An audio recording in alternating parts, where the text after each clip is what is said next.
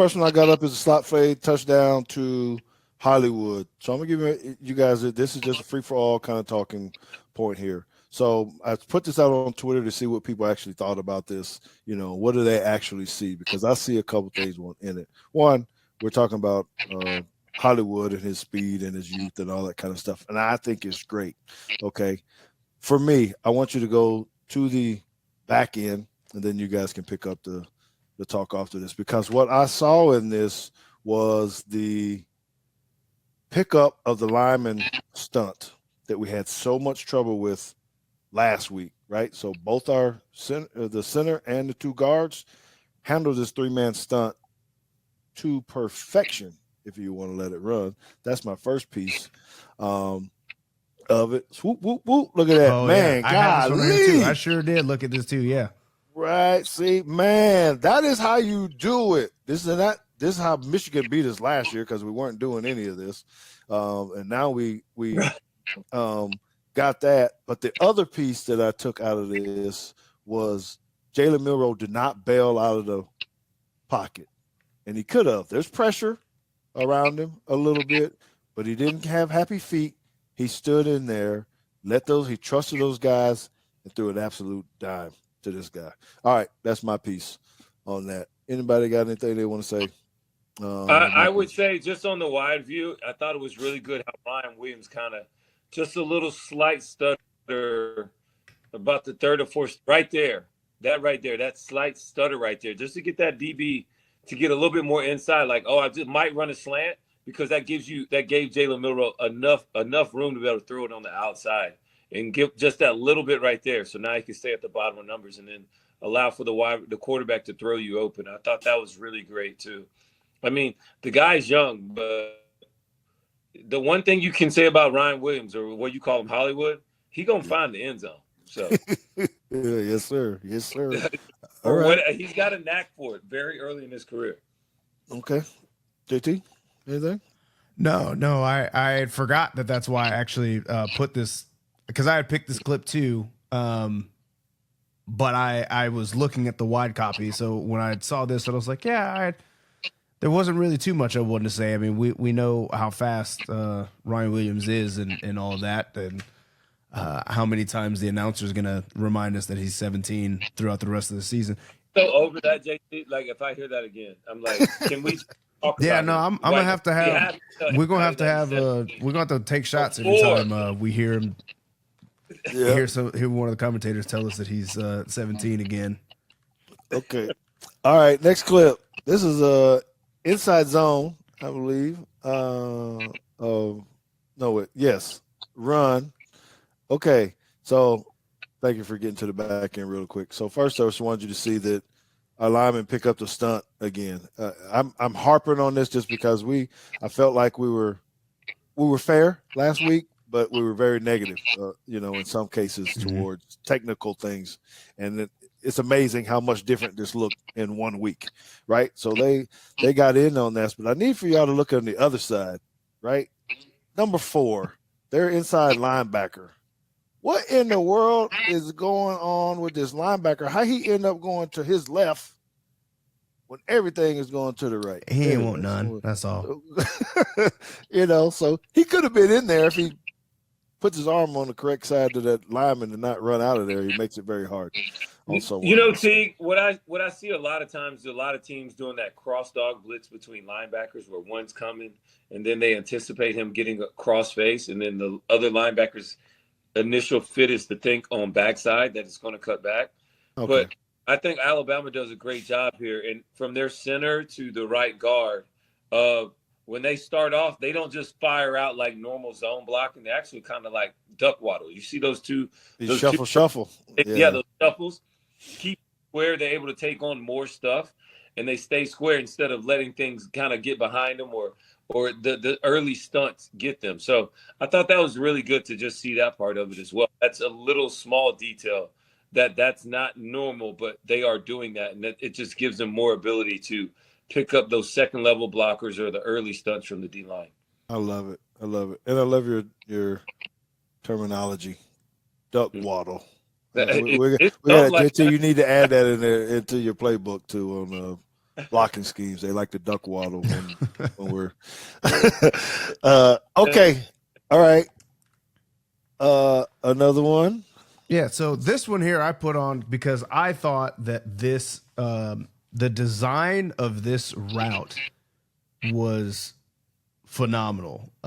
Because it's not, to me, it didn't look like a standard, stutter and go.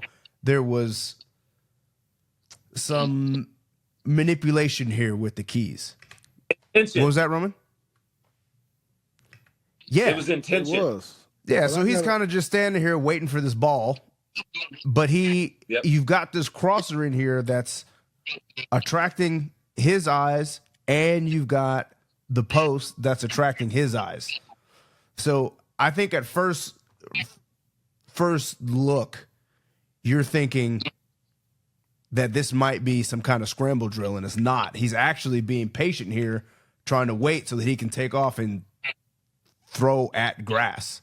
And this is why I love Kellen DeBoer. I just think there's so much film study and so much stuff to pick up stuff like this that if you just be patient and wait, guy's going to leave and vacate the spot, right? So it frustrates me on the other side because I don't know what they're doing on defense. But so they're playing a cover 3. I saw this. I did a breakdown. If you run it back to the beginning, I thought Jalen Milroe did a great job of, if you start it, now stop it right here. He's watching this bottom corner here. This is who he's following. Yes. And if he goes high with our inside Germie Bernard receiver, because he's going to fill this stop route. So they're just going to say China, China, China. I want you to see me. I want him to say China. So he knows I'm stopped on the outside. And stop right there before you finish your thought, because I want to explain China to everybody. China is like a smash, or the outside guy is going to stop at the 5-yard hitch, because we got a lot of first-year people, so we need to let them know. And then the flat route guy is going to expand with him. He's going to go, right? Yes. So we want that to happen. We want all of this to happen. And then as soon as the corner flies high with Bernard, take off. And it's perfect how it times up. Just watch it. It's timed up right. You can tell they practiced it right there. Now you go. Yes. Beautiful. Excellent point. Perfect throw. Excellent point by both of you. Thank you for your expert analysis. You can see he's got his eyes on the right spot, but it's say again. JT's dead on it. It's very intentional. Like this whole play design, it was perfect. This was a big time play for me. And you got to understand, Wisconsin had just missed a field goal, and so you got 40-something seconds left in the half. Do you sit on it? Are you conservative? This is the first play they dial up. Boom, big play. Yep. And then they come right back and score next. And guys, we didn't even talk about it, but I'm going to keep saying it because he needs the props too. Is Jalen Milroe didn't bail out of there again. He still had people around him. He actually took a shot there at the end of the play where I don't think he wasn't. Last week I felt like he would have been trying to leave. And so 7 days later, it's a lot different. Caden Proctor difference. Man, I saw number 74 on TV. I was like, this dude is huge, man. He put these pads on. I knew he was big, but I didn't know he was that big. Good Lord. But anyway, okay, next one. So this is the very next play, right? And this is kind of where, when I'm going back through the film, I'm kind of thinking, I was like, okay, I didn't know really how I felt about Nick Sheridan taking over as the OC, not because, it was just you kind of knew what we were getting with Ryan Grubb, right? And then he leaves, and then Nick Sheridan comes in, and you're like, okay, well, this is not what we thought. But then as I started looking through these plays, the perception that I got from Alabama's offense was Alabama in this game, to me, is not beating Wisconsin just simply because they're more talented. What I saw was an offensive coordinator absolutely manipulating Wisconsin's defense to get the matchups that they want. So for this particular play right here, we've got this guy going in motion. It kind of doesn't really matter what's going on over here, because they know he's rolling over, he's going to roll down, and they actually exploit this a little bit later, which I think is probably 2 clips from now. But they're going to get this one-on-one matchup up here, and it goes poorly for Wisconsin's corner up here. Yeah, I kind of want to get. I know it's an offensive clip, but I kind of want to hear what Harper has to say about that technique used by the corner. I jotted my note down, but before we get to that, it's a big old. Before you go though, go ahead. His eyes were in the backfield. That's number one. His eyes were in the backfield. Especially when he thought it was post, he looked right back at the corner. At the quarterback, you got to stay attached there. He also lost you. That doesn't help anytime you're covering somebody. And it was a great route, great throw. Bernard kind of gave him a little physical push at the top of the route before he goes from the post to the 7. And they're never going to call that. So touchdown Alabama. And I promise you I wasn't mad, so it's all good. No, I wasn't either, but a dime by First this off, quarterback. the pocket was clean. Look at the pocket. Man, this There's looks so nobody in good. it. Milrow Milrow has not had the ability to do this the last few weeks. The pocket's clean. Look at the pocket. Look so at fresh and so clean. I think there's a song about that, ain't it? Yeah. As Outcast. That's right. So it is good. But I want to draw this attention just one more time because we're going to see it. The motion of one guy following the motion. Sometimes he ends up bailing and replacing this way. Later on, they're not going to do that. He's going to sit low and then he's going to work out and it's going to lead to another big play. But I want to put that in the viewers' minds because we're about to see that again. I don't think it's this play. No, this should be a run. This is probably a Cam Miller. The Jam Miller. Yes, this is what our offense at JP2 we call this EOP, Elephants on Parade. Yes, they're just getting on the move, watching everybody down. I like that you guys put the word elephant in the play. And they're messing with this guy right here.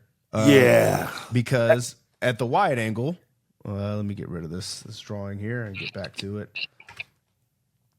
He's actually, look, I don't know what their scheme was this game, but he's actually going to try to rob a hook here. I don't know where he's going. I don't either, but in my opinion, I think he's relating to number 2 on this side because the nickel's going to blitz. The nickel needs to time this up way better. Oh, yes, you're right. Thank you for reminding me. Yes, because he does go. Yeah.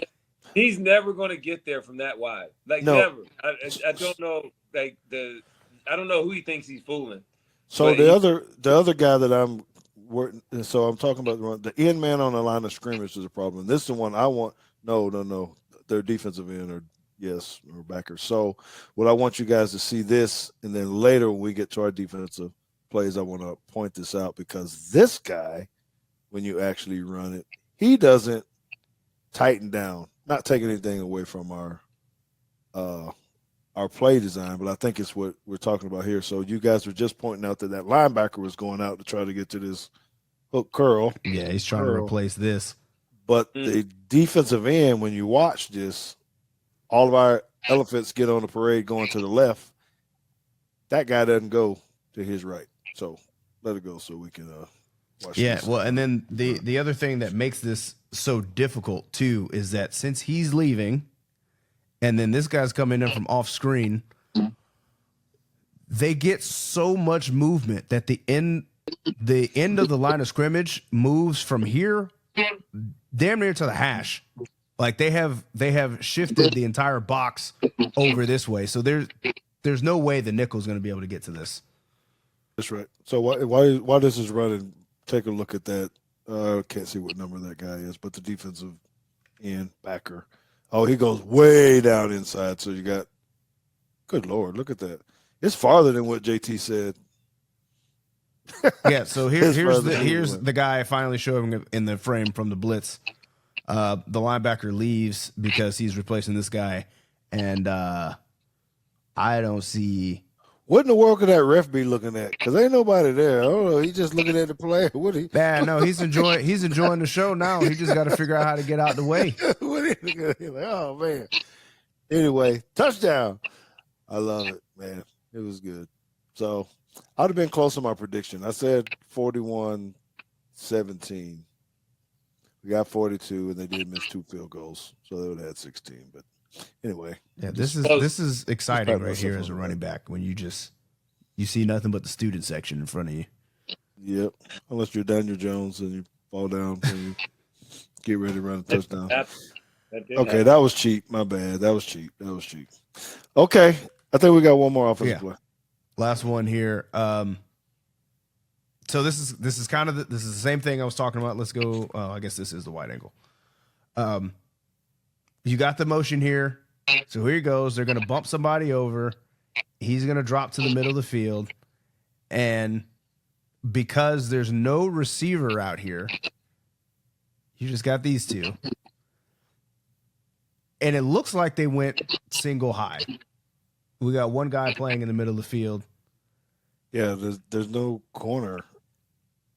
Right. And he speed turns. He speed turns to take away this post instead of just backpedaling down the hash. And now you have a problem. More grass. A lot of green grass. But what about that pass? That was a good touch pass. It's a great catch. That was like, you're so open sometimes that you drop the ball or bobble the ball or something, but it was fantastic. Another great play design. There's not a whole lot I got to say other than what JT said, that, offensive coordinators do a great job at this level of trying to set things up and understanding how they can attack people. Well, the only thing I would add is that it's great timing if you go back. And the fact of the guy who's going over, who's the nickel, because the corner's coming in, the nickel's supposed to go. He's looking at the wide receiver get the fake handoff. Mm-hmm. So that's where his eyes are at. And then so he's looking there, and he never sees the tight end that was the down lineman guy. And then the second guy, the U tight end, is widening to try and expand that corner to give us this cavity in the defense. And this is exactly what they were hoping to get. And Wisconsin gave it to them. This is some of the play designs that we're talking about that are exotic, that we love, that we're seeing under Kalen DeBoer's watch, that these are some of the things that, man, and just to be 100% candid, I know we're talking about Alabama, but this is what Georgia's not getting on offense. You're not getting layups. This is a layup. Just by the play design, I got a layup. This is what you want if you're a quarterback. I want layups. I like layups. I take those all day. This is a layup. Yes, sir. Yes, sir. Great point. Okay, let's flip over to the other side. And we'll try to not be overkill ourselves because Harper. So JT did play in college ball as well. He played at Drake University, played a large high school here, played multiple positions, running back, defensive back. I don't know what else, everything. How they might have. Yeah, I played running back, receiver, safety, and corner. Man. And so he got recruited as a defensive back, but ended up playing some wide receiver there too. So, and now he's a defensive coordinator at a local high school here for me, or at least for my school anyway. And so we all love defensive backs, and we tend to look in the back end. So we won't give you all overkill, is what we're saying, with a lot of defensive backs in this room right now. All right, first play. So this is the first play of Alabama's defensive series. And the reason I picked this one just because as a defensive coordinator, I'm always trying to figure out, okay, what is our, how are we going to start the game? Do we want to be aggressive? Do we want to send people? Do we want to just play base? And a lot of times I just opt to stay on our base defense because I know that the offense coordinator on the other side of the ball is going to script me anyway and see what we're going to do. And I'm just like, look, I'm not going to give you anything. Not Kane Wommacks. He's like, screw you guys. I'm sitting a corner blitz right now. Yep. Well, he also thought run was being called on the first play. So, and he trusts his athletes probably more than you do high school guys. So, well, yeah, absolutely. There's no way I'm sending any of my corners to do anything. Bro, you stay back, protect the 9 ball, and we're gonna tackle with 9, and you just show up later whenever you get there. So no doubt. Yes, so and I think this is good. Harper, you can put on this. And I had one piece of concern with this in the timing, just depending on who the quarterback is and all that kind of stuff, because we're kind of almost in the similar situation. Yes, sir. That our safety is way over there in the hash mark, and if he side pockets his ball over these guys' head, and I hated it in the pros. It was fun because corners blitzed and all that kind of stuff, but I was a safety, and you had to get over there and try to cover DK Metcalf or whoever, Michael Irvin, one-on-one out there as a safety, and you're coming inside out. Man, let me tell y'all something. Stuttering goals and all that. Ooh, I don't know how you felt about it, Roman, but man, that was a little, a little scary for me. Teague, I hated it. We ran that mostly versus Atlanta, so I was on Julio Jones, and I'm just like, bro, like, and the corner blitz never really gets there like we all think. It never. If you're not blitzing into the run, it ain't. He's not getting to the quarterback. It's a reason why they don't run a lot of them. They just don't work that well, especially on pass situations. They don't work. I'm telling you, they don't. A corner's not beating any block. Like, the only way they get the sack is if nobody blocks them. That's the new way to keep guys happy, man. You get to make plays, you get a little film. They won't transfer out. Man, I got to blitz a little bit too, put on my film. But anyway. Great team tackling, though, which I think Alabama did a good job of overall. Is when you play all much better this week. You got to be able to yes. All right. Next clip. We got 6 more. So unfortunately, this happens to be the clip that Pilot Van Dyke goes down with a knee injury. But that's not what we put it on here. I actually picked this because we're starting to see, and I wanted to point out for our audience the amount of communication that goes on the field, not just from the offense, because the offense is turning, right, and they're trying to get a signal from the sideline. But then you can see Deontay Lawson also, now they got the comms in their helmets, probably being spoken to about whether or not they're going to change it. And then I just thought it was cool because he gives the same motion that the same hand signal we do, which is right here. Play it. We're not changing anything. Don't care what they're doing. Play it. You can see Jahad Campbell also communicating and giving the hand signal that, okay, we're going to stay in the defense that was called. If y'all can't see the play it sign, he's actually giving like this guitar kind of thing. Air guitar. All right, we're calling it that play is a universal defensive sign for play it. That is universal. Yes. Defense, we don't worry about making it hard. We don't even care if they know. No change. Okay. But I wanted to point this out because it's good to communicate, but you also have to communicate quickly because there's another clip on here where they're communicating and it takes them a little bit too long. Yeah, way too long. Not a little bit. And anyway, there's a little bit of confusion and it hurts us. So we can kind of move on from there. Okay. Next one. This is a great break on the pass. I love this safety technique. I'd like to hear Roman's deal on what he thinks about this sob again. Yeah, this was a good quarter, half defense. So quarters down here on the bottom, quarter. So inside break, safety takes. Now Alabama, you setting yourself up for in and go, like in and go. Gonna jump up on them too quick. Mm-hmm. You setting yourself up for a dig right here and go. Just by this wide receiver because the corner's supposed to go on top. He's going outside. I have no idea. But if the wide receiver breaks inside, corner's got to climb high to protect for the double move right there.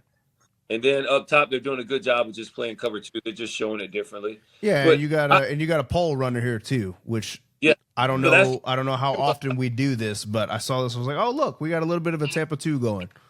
Yes, up top you're playing 2, cover 2, Tampa 2, and down here at the bottom you're running quarters. So inside release, wide receiver inside break, safety takes. Keon Sykes, he's really done a good job of really finding ways to be active and get his hand on the ball early in the season. And, sometimes it becomes a magnet. Like once you get 2, you get 3. And so what number did you guys call this in the pros in your coverage? Was this cover 6? Was this cover? Yeah. Yes. 8. Depending on your coach, right? Okay, Yeah, so Yeah, we had a long talk on in Belgium on whether or not we like to call it cover 6 or something else, and I think 2 on one side, 4 on the other, 6. 6. Like what it We're just is. talking about subtraction. Now you got to add multiplication in there. 2 times 4 is 8. No, man, come No. on, bro. Oh, okay. Well, your times in it. I was just adding. You know what I'm saying? yeah, but then like if you're gonna play 4 across the board, you're gonna play 4 on one side and 4 on the other side. We're not gonna call that cover 8, are we? No, No, it's it's weird. just quarters, right? Yeah, you call it 4. 8 to me seems like a zone blitz concept, so we know the difference, but it has some tendencies that looks like a cover 4. So All right, we're gonna call it cover 6 on. yeah, I like 6. I like that. I like. Fine, we can do it this week. I disagree, Yeah. but that's fine. Okay, so this the next play. Did you move Yes, on? next play. All right, so this might be Oh, okay. One-to-one So here it where is. Yes. we aren't ready. We'll go to the wide angle because now we're looking at Malachi Moore and Jahai Campbell trying to figure out what the hell's going on.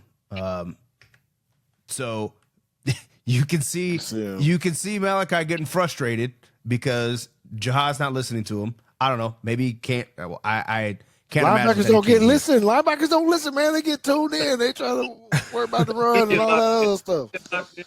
They put that mouthpiece in. It's over. He said put the mouthpiece in. They can't hear anything when they put the mouthpiece in. Their ears shut off. So he finally gets his attention, and he turns and looks at him, palm up, like, "What do you want, bro?" Meanwhile, ball is snapped. And now he has all he sees is a guy going this way. He don't know whether it's a puller or not, so he's going here, and it's all messed up. So let me get to the end zone. So he finally turns and says, "What do you want?" Now he's out of position. He slips, and we got a crease. Thank God for Devonta Smith, because this might have been. This could have gone for a lot more. Hey, JT, Malachi Moore was Jada. And you like, JT. What? Quit calling my name. I would also say this. What you said was really good, JT, but this is exactly that cross dog action I was talking about. You can go to the back view of it. So Deontay Lawson is blitzing here. And so he's supposed to hit it. He's on your right side. Hold on, stop right there. Your cross blitz? Yeah, it's a cross blitz. So Jihad's folding back like I talked about, getting ready to play the cutback. The biggest thing is Deontay Lawson has to get in. He can't go backside of this block here, engaging with number 71. He's got to go there so they know what they're talking about. The backside, so, he's on the wrong side of the Yes, circle him right there. Yes. He's got to get on that side to send it back to Jahai Campbell, who's the free guy is expecting Deontay Lawson to win right there. And so when you go backside, you take the easy way out, you cut the rest of the defense off, and then that's how you get split. So if he stays front side, right there, you see that? If he stays front side, he comes back to Jahai Campbell. But the moment he goes back, he takes the easy way, he cuts him off, and then boom, now you got a splitter. And they got a blocker for our safety up there. Yes, this is exactly what happens. But that was some of that cross dog blitzing that we're seeing, and a lot of other teams are doing it in run situations to kind of create some havoc, kind of get in a gap right now, boom, boom, and kind of muddy it up the waters. And you got to stay in. And Jahai Campbell's expecting him to be there. Yes, he's late because he's talking, but and Malachi's still mad. Yes, because they gave up 8-9 yards, and it's like, what do we ain't talking. Hey, Roman, can you get through these extra 3 plays with us? We know we're keeping you long. We're always conscious of our guest time and all that kind of stuff. So we understand if you need to bail, but we got 3 more plays. All right. Okay. All right. Did you go to the next one? Yes. So this is another one, just a well-timed blitz call here. They didn't show it. How many times did we see them in the years past? Where years past, just walk up and basically become a defensive lineman. Yeah, then that guard's just waiting on you, like, come on, bam. It's good, hats off to it. Look how many bodies around them too, and the energy. I mean, it's impressive. Yeah, this was 4th and 1. This was a big stop. LT Overton, very impressed with him. A former 5-star coming over from Texas A&M. He's a kid that continues to show up on tape, and he's very added a lot of value to this defense. Yes. I was confused when I saw that LT at first. When I saw his name, I was like, "Oh, we got a new left tackle." what is this? Yeah, and then we got a linebacker named QB. Yes. Okay, this is the next one. I think this is a cover one. I love this play, really, just from a secondary standpoint. I'm not sure what you guys might have saw, but I just like, because they had to switch. They didn't get picked, so a lot of times we were talking about how the corner and the safeties get rubbed. Yeah, basically rub routes, and they didn't get rubbed. We talked a lot last year about making sure that you are on different levels. Correct. For this exact reason, right? You're switching. Mm-hmm. He's able to go over the top. He's able to go underneath, and we can stay on top of our receivers and have our responsibility. And it's okay that Xavier Brown is actually beat inside because he's running straight to the middle of the field. Your low hole. Yep, and your low hole helps. And the low hole there. We got 2 hole players because they didn't even send the other guy out. Yep. Too late. And what, for those that don't understand, the way DBs determine who gets the right of way, so the nickel player down here at the bottom has to work around the corner because the corner's pressed. So the guy that's pressed always gets the right of way. So the other DB has to work around. If the guy's pressed, he gets the right of way. I got to work around. Like, that's naturally communicated and understood. That's why the nickel, he's got to find a way to get out of the corner's way. Mm-hmm. He's got. Love it. Great coaching point there. And that is true. This is the kind of stuff you get on Teague's Take, exclusive coaching, and what sets us apart because of this type of stuff that we do. This stuff I don't get to talk about on TV, and I love it because this is like ball. Man. Yeah, this is ball, man. This is coaching. So our purpose is to try to educate and give people a little bit of knowledge, so when they're watching the game, they actually know what they're talking about, and not the other stuff. Okay, one more play. Oh, we do have one more play. Whoops. So this was another case of not being ready. Right. It ends up being a positive play. Let me start with that. It ends up being a positive play because there's a caused fumble, but our guys are standing around at the beginning. We got, I don't know what's going on. It's kind of what JT's talking. We're moving people over. And everybody's standing around. And then I'm going to throw a whole lot of stuff at you guys here, but JT and I have talked about this on here. Do you spill this puller? Are you boxing this puller because of the way guys are flowing to that? It don't matter. Everybody got knocked inside, and then our cornerback, or he got blocked inside. So there's a lot of negatives I saw at the beginning. But number 13, Malachi Moore comes up. Hey, one of these days I need to, since I'm always the analytics guy, I need to find that there's a, believe it or not, there was a paper written on whether it was more beneficial to spill pullers, box pullers, or just smack pullers. Destroy them? Yeah. So you can't destroy them anymore because you can't go low on them. I would say this. This is my opinion. The first puller, you spill it. If you got 2 pullers, you always spill the first one because you might knock the second one off.